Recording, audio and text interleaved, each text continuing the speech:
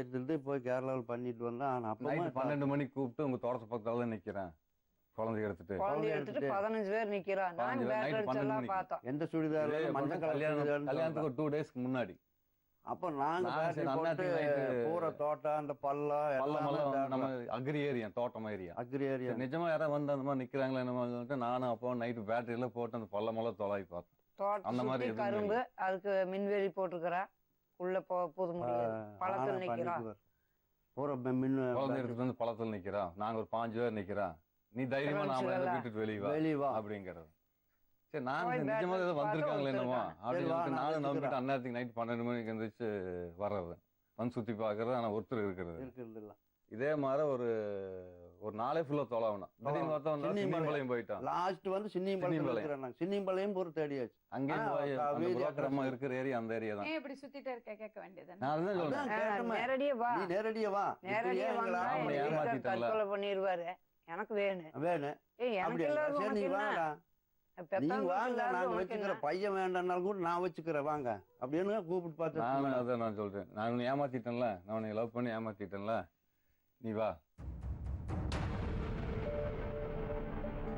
பேருமா அமிர்தா. மலையாளம் கொஞ்சம் தமிழ் பேசுவாங்க, நல்லா பேசுவாங்க. ஆனா அந்த பொண்ணோட தைரியத்துக்கு மேரேஜ் பண்ணணும். உங்களுக்கு ஃபோன் வந்ததாமா?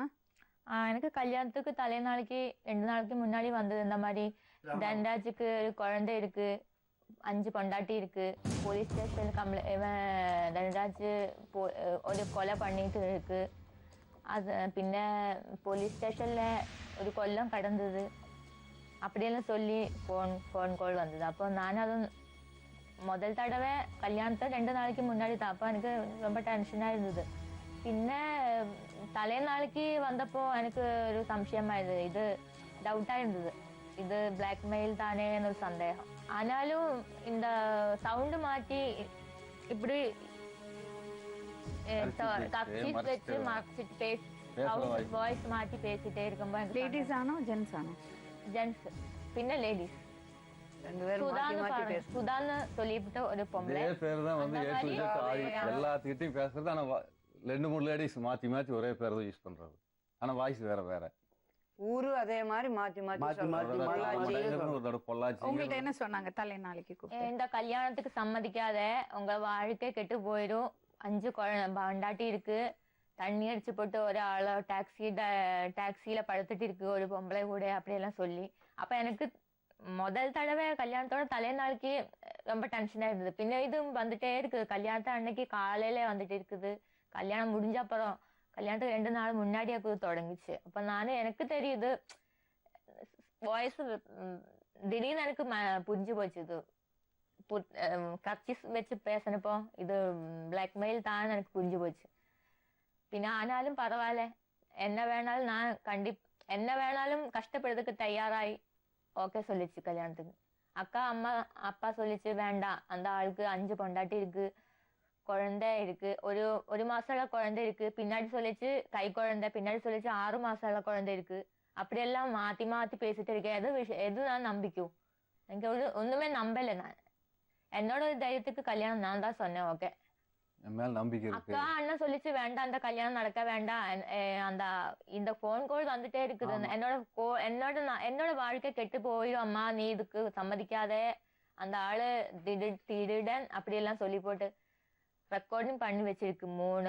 2-3 ரெக்கார்டிங் இருக்கு போன்ல. ரெக்கார்ட் பண்ணிருக்கீங்க? பண்ணிருக்கு. எத்தனை கால்ஸ் ரெக்கார்ட்? 3 ரெக்கார்டிங் இருக்கு. 4 ஒரு பின்னாடி வந்துட்டே இருக்குது கோல். அப்ப இந்த நேற்றுக்கு சொன்னது பின்ன மீண்டும் சொல்லிட்டே இருக்குது, ரிப்பீட் ஆகி. அப்ப நான் ரெக்கார்ட் 3 பண்ணி வச்சிருக்குது போன்ல. என்னோட ஒரு தைரியத்துக்கு மட்டும் நான் தான் சொன்னேன் கல்யாணத்துக்கு ஓகே, குழந்தை பொண்டாட்டி இருந்தாலும் நான் சமாளிச்சுக்கிறேன். இந்த புள்ள சொல்றது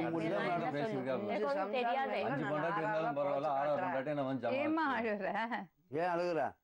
அதனால இந்த புள்ள சொன்னதான் மேடம் நாங்க தலை விட்டோம். சரி என்ன வந்தாலும் பார்த்துக்கலான்னு அதே சொல்லும்போது நாங்கள் நேராக போய் கட்டிட்டு வந்துடலான்னு புறாக்கில் நானும் எங்கள் வீட்டுக்காரி பையன் பக்கத்தில் எங்கள் தோட்டத்தில் 2 பேர் கூப்பிட்டு போனோம். அக்காவிகள் யாருமே நாங்கள் கூப்பிடல.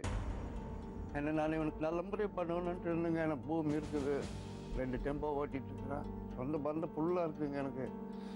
எதுவுமே இவனுக்கு தலை இது நாங்கள் கல்யாணம் பண்ண முடியும் போச்சு.